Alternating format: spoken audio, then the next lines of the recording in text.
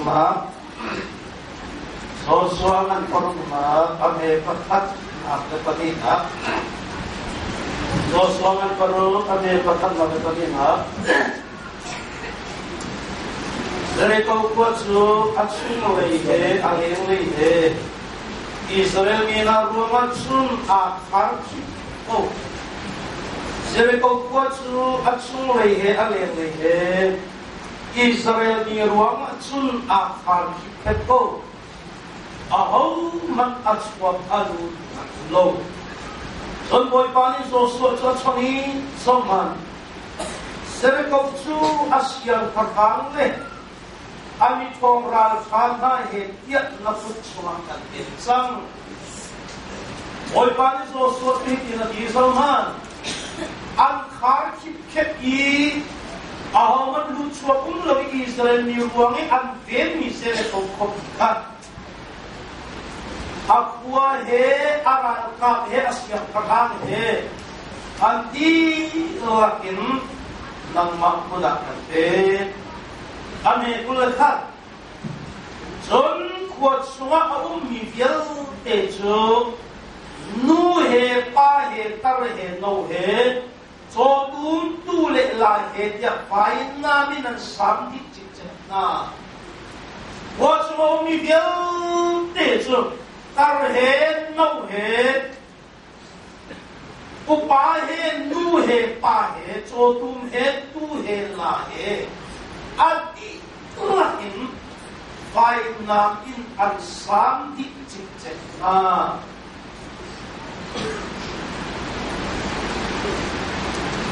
kami kami ame kulleruk na doswa paru ame kulleruk Ketika suami serin ataui hi sere ko kwa asat hangi zu oi pamaya se so boy pamaya tu na diri hi boy pani akho sangi sere ko kwa asat hangi zu oi pamaya se Afat temur lapin afat lung apnuahi afat paniam bikrul lapin abut kaca abut nalai dia inna cuca apoi patu so sina aumi ram cumbil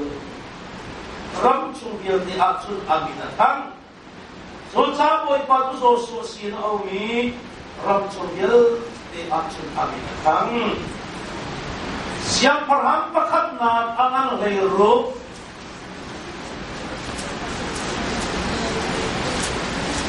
siang perham pakat na angan leiru kami son pule pani nakkan kendelai siang perham pakat na angan leiru kami son pule pani kami muncul kendelai Samaria kuat semua asap mi balin semua kan pada saat dia tempat ser John ahak ni asera pakat ser ahak ni amal hari Arab ummi Israel yang perang dia tenan kan oi pa Israel katian su akin apotel amal sana cun betel kuat mi hielni sere kuat aser Akam lumpun atsun apa pakin nasabi adiram dunna so akap pai akut kasratun apa padiam sekat nunna apa pa ma cuboy pan nun fa soin aram sim dialing te akse ahab siang perang boy pa chanliau at Israel pentu siang perang Israel ini seret kau anho nakin kumsalireng lo akal dua siap perang kalau ni Israel ramaken na sangkatin Israel ni nalak nan akbet terkuah pani seret atau sekali boy pagian ten anjimit pagian ten anjimit Ma'ibya itu sangat terlalu kalau at angkat taktina fok sang misere fok sakata fok chang mi se ko an rem phang ti lai lo ron angan parukna Romangan parukna ame parukna karelai Romangan paruk ame parukna gan minong lunjuk he bailam cuma kha asjang ki kantal aswal mi kan minong lunju sai jada kha asika jun swal nak salkan siti nak mal sase Wailam tang nakas isu kihe kan minung lut tayo nakas atsun. Sual nasal kan sini nak malu se. Ame ko hindi romangan patuma me ko hindi. Jo chathi amang mi nan kumkha. Sual nak ni inpukti nakase. Kum sadu nak ka insultar ti nakase. Jon nan kum azay magka. Hil talau tu anak tinggal suara nak apa itu? Hil nak inun nak apa tercapai berkuin bagian simpati teolog. In nak tu anak tinggal aknan kuncung aning pin bagian cepero. Suara nak itu ni mungkin tinggi nak se. Saya cakap nol petangak nan mungkin lo. Bagian beltangak pe nan kuncung tu. Suara ni tu rim hase. Saya cakap nol betani minan selo. Bagian beltani minan sang. Galati angan panina abe pagayo dia.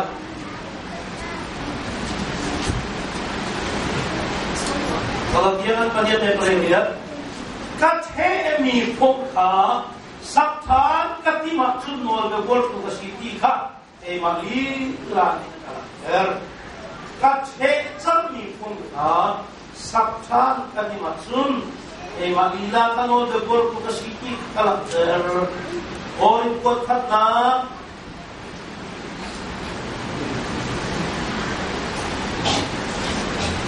or kot ni na anan pali ame reina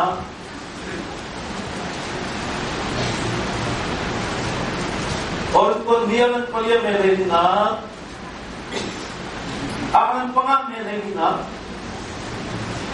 और को नियमन पंगा में रहेगी रेलाई मी बियलते चा मी पकड़ती अतीना का चुन मी बियलते अंती बेटी का कंधा आ क्रिकनी कंचा अगले मी तो ताकनी चुनकन उप मी बियलते चा अतीना का चंचू Minung ni ilan nunsung aan macar romat nung kilobin an maromit hina kaingin atau kalung patsai an nunnak macase.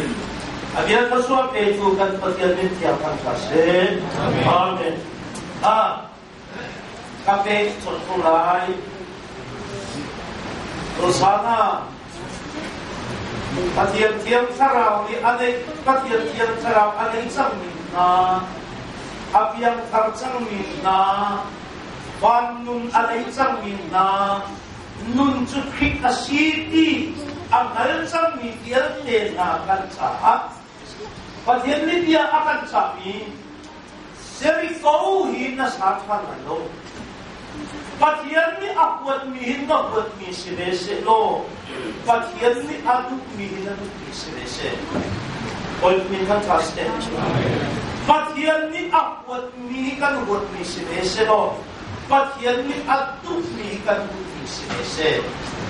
Saya cakap Filipi angan pat ni ame pangaa hilung tipik siswa umita nan maak mbese. Korit kuat kanda kan ni hilung tinanay di kan siya saa sisukitun na nanay chanite ka tusatsa na asuloy na kan patiyam na saa sere kong hepe tayo patiyam na chulay kan Bible na rin tika sere kong kini pa'y kam bihun tapiyam chulay di sere kong na mupang ahim Saitik mana sere kauni til ta achim balo. Sere kauni til ta kong achim balo. pina kong pakat na kachingin tulay do. Jericho di chu pathian chesar ni kobi inaka asul lang ni asul se. I chu Jericho kong kan bun fian na tingte a pe ham dok na ban tu te tu chin ka ta so. Jericho di chan ti ha u ti ni dia kan bun rel hin ki Joshua ni arat ho chang ni Israel ni mukaule boy padulungai na ke angat the ni Jericho pika Delhi jana intin habu tiu tisikulo Jericho kopul lo lai rama kan dimai lo tiu silo lai rama Jericho kopul the ni arab lo Jericho kopul dim habu ti Jericho tak ikan rela sum Israel rama Filistin rama kali Jericho ti waktu apa itu sana nang lekeikan cai Jericho Joshua ni jun kokul pi Jericho ka arak dau tak tu jun dia karau rami Jericho su nang ma lekei ma ikan si ti kita si ma ikan tinondun natisa nang matu na hi Bible ni Jericho di akan jon piak si ti ka kan layo Jerusalem dia Bible nya dia bahkan Jerusalem nang kan pilai lawa dia bahkan kita Jerusalem kisilowin David kopi Jerusalem longka mitha mi chuan lowin ni jangan kan pun Jerusalem tika Bible nya alak mengse Bible apa tian kuang tian sini bekam kuang tian sini tika Israel ini bekam kuang saan ia nang hakut tak le an kuanton nak bawa an talpi an lihat nang isom tak an kuanton nak bekam kuang saan talpi tak asinati ni kan sajo lihat ikut ni bekam kuang serbe Israel ni sin alak pek ni bekam kuang kan ni dia sun atak si sualang san Oi pamintang kasih, maksud Yesus Kristus lihat ikut siti novel nun ini kencan, Cuca tu sama, Israel kau tiga kunci miteri, anak terbihi kan minum kisah sisa, bagian ni Joshua sini dia akap tusu, raya pengisu, Jericho dan sekitar. Jericho sungai aumi til bakhat dan lena choki. Jericho til rim bakhat dan lena choki layo. Cuca tu sana, nagre kay patian dog na hancang mikal sisa a, nagisa rim boy pani ahelo. Boy pani sunpar na choki se. Minum kan kisah ti ko na hi, patian ni atu iselo. Jericho til Babylon kirsi. Cuca Jericho kan pun siap nak insa Yesus cariya Jericho tinang mutai. Mi papakatsu Jerusalem Jericho le akal di. Mi papakatsu Jerusalem Jericho le akali. Jericho apak makanak lam jebak dan dia. Wah, sama tadi cepat mau akan. Jerusalem itu tersuara kopi, boy kacang mi kopi, Jericho itu siasat mi kopi, maka kada cintu micu, niatnya Adam cepat siang tersuara tak asuat lagi, siasat nak lay akal di orang contoh sama. Apa ni nak?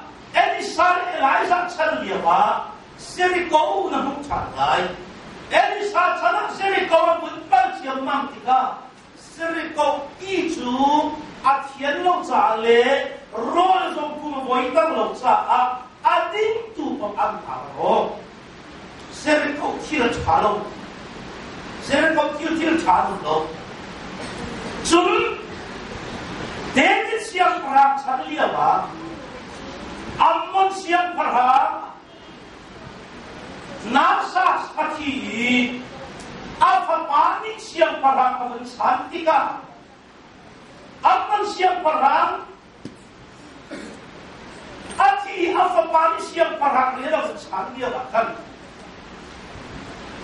aman siang parang di Devi lagi apa dia di arah itu bahasa apa unci siang lagi apa panik kalian saat Devi kaponik Devi nanti Devi Arang Indo tu siang perang ke posisu, aman siang perang nasaska. Atu apa pahangan ni ariana sekali, apa pahan nama tahu pio kasi, nama nebri mau kasi dia arang kaponik Devi tu anak kita. Sesuatu sikap tu menghentiin, ran kapsa tu buat IT nai, aman kuah aman nipun nasi ni.